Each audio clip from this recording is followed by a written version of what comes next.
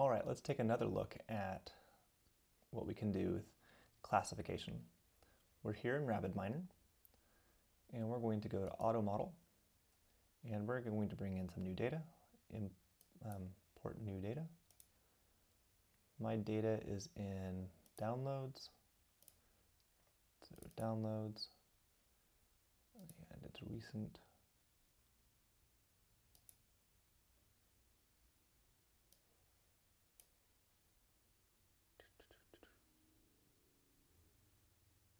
Here we go. This data set is predicting whether or not someone defaults on a loan.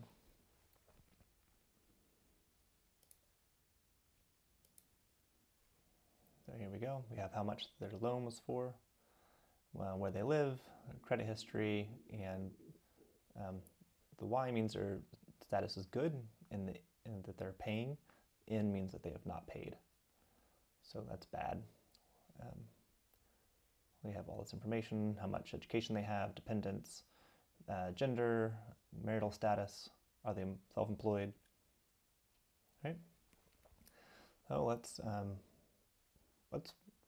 look for some clusters in this data. We could do prediction. That would be for classification. We're just going to do some clustering and see how these groups cluster together. What features should we use to cluster on? Well, I'm going to go ahead and remove the loan ID since that doesn't matter. Everyone has their own ID. It doesn't matter. I'm going to do k-means clustering with 3.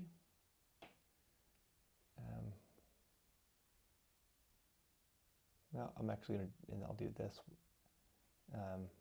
This X is going to do a bunch of different models. I'll just look at, we'll do 5, 2 to 5. So it's going to take, it's already finished. Awesome. So it went through and measured the Euclidean distance of each observation from the others and came up with these 3. So their cluster 1 is people who have 3+ dependents.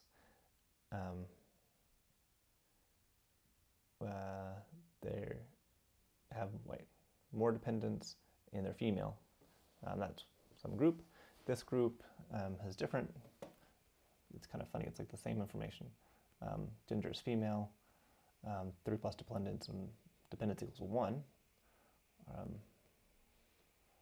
So if we look at a heat map, we can see these kind of way things broke down. I don't think it used all of our categories, but marital status is here. Yeah, it definitely did not use all of our things. You know why? Because we had this.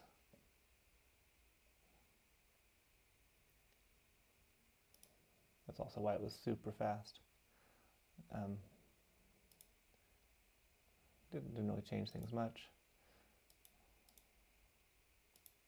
So now we have a cluster for each one. So we could say person 1 is in cluster 0, person 2 is in cluster 1, person 5 is in cluster 1 or in cluster 0. And these categories in marketing we would give names to, like thrifty shoppers, or people who spend a lot of money, or soccer moms. There's a bunch of different types of terms that get attached to a cluster, and then that's the way they get talked about internally. So that was looking at 3. Let's take a look here. We had 4 clusters as what they chose for us here as the optimal. And we can just kind of see these different features here of how they classified people. Real easy to do. We can go back. I'll change this to 5 and leave it at 5. So this is going to have 3 clusters. This is going to have 5 clusters.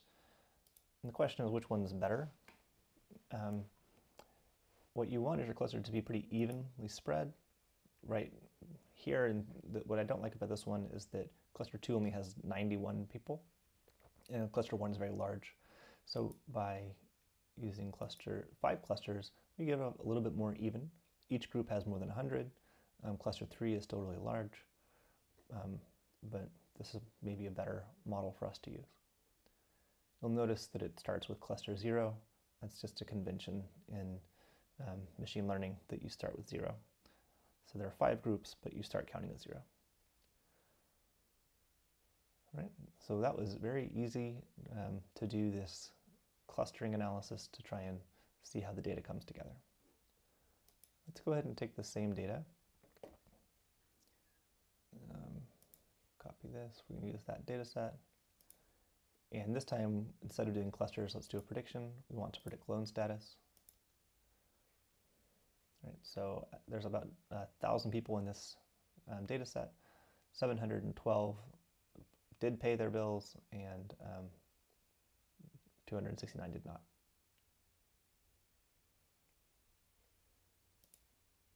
Which variable should we include?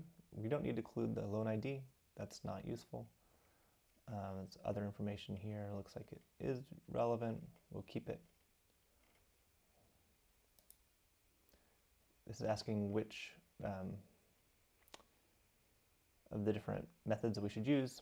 Since we don't actually have to do any calculations, let's include them all.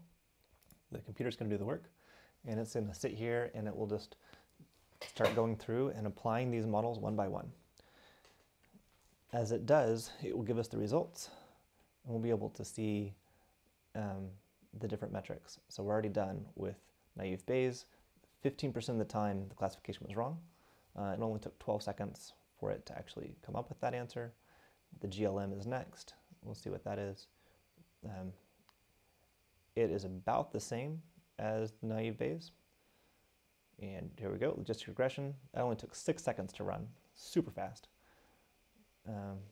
If you click on these, you can get some information about them. We can look at how these kind of spread. What's the difference between yeses and nos? Basically, a whole bunch of little t-tests. You can think about it like that, comparing these attributes. How are they the same or different? And then we have the simulator where we can come through and say, okay, what if they are self-employed? How does that change things? What if the loan they're asking for is for 600? If the higher loan value, let's see here, it's nonlinear here. We go up and down. If the dependence is 2, how does that change things? Which is great, because now every time that you want to apply this, you come in and you just fill in this form, and then it automatically gives you the answer. So if you are working at Banner Capital and you need to assess someone for a loan, they come into your office and they give you information about themselves, how much they want, whether or not they're self-employed, where they live. You put that into the system, and then the system gives you a recommendation that basically other people, like the applicant in front of you, did pay their bills. So their credit risk is, the risk is low, and you should give them the loan.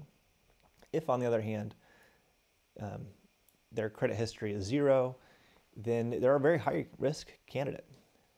So in this situation, you may in fact give them the loan, but you would charge them a much higher interest rate as compensation for the additional risk that you're taking.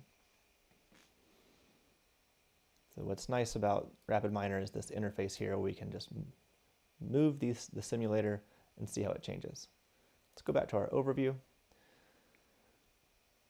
We've got a bunch of information here. We've done a random forest. It's actually very fast this time.